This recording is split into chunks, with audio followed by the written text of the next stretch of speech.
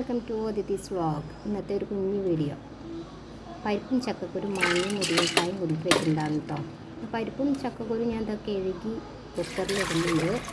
വെച്ചു കുറച്ച് മഞ്ഞൾപ്പൊടി ഇട്ടിട്ട് 2 ദിവസം വരെ അടുപ്പ് വെച്ച് കേട്ടോ.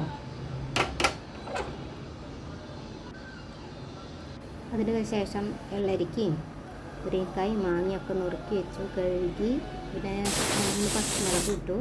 2 ദിവസത്തിലടിച്ചപ്പോൾ അത് തുറന്നു. ബാക്കിയുള്ള ഐറ്റംസൊക്കെ ഇട്ടു വേവിച്ചു കേട്ടോ. വേവിക്കാൻ വെച്ചു. അതിലേക്ക് ഉപ്പും കുറച്ച് മുളക് പൊടി ഇട്ടിട്ടുള്ളൂ, കാരണം പച്ചമുളക് ഇട്ട കാരണം. ഇനി ഇതെല്ലാം കൂടി ഒന്ന് വെന്ത് വരുമ്പോൾ കുറച്ച് നാളികേരം, 2 ചുവന്നുള്ളി ഇട്ടുണ്ട്, പിന്നെ കുറച്ച് ജീരകം, കുഞ്ഞു ജീരകം, നല്ല ജീരകം ഇട്ട് അടിച്ച് നന്നായി അടിച്ച് കൊണ്ടുവരിക. കഷ്ണങ്ങൾ വേവുമ്പോൾ നമ്മളിത് അരച്ചു വിടുന്നു. കഷ്ണങ്ങൾ വെന്ത് വരുമ്പോൾ ഇത് ഒഴിച്ചു കൊടുക്കുക. നല്ല ടേസ്റ്റാട്ടോ.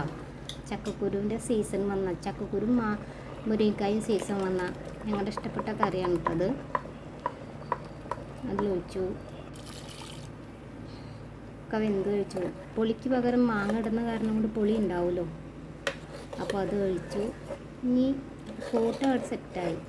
ഇനി അടുത്തത് താളിക്കുക എന്നുള്ളതാണ് കേട്ടോ. കടുകും മിളകും വേപ്പിലയൊക്കെ കൂട്ടി താളിച്ച് ഒഴിച്ച് കഴിഞ്ഞാൽ നമ്മുടെ കറി റെഡി. ഇതിൻ്റെ കൂടെ നല്ല മീൻ വറുത്തതും അതുപോലെ ഓംലെറ്റും ഒരു വെളുത്തുള്ളി എനിക്ക് അടിപൊളിയാണ്. അപ്പോൾ വീഡിയോ ഇഷ്ടമായെങ്കിൽ ലൈക്ക് ചെയ്യുക, സബ്സ്ക്രൈബ് ചെയ്യുക, ഷെയർ ചെയ്യുക, കമൻറ്റ് ചെയ്യുക. Thank you.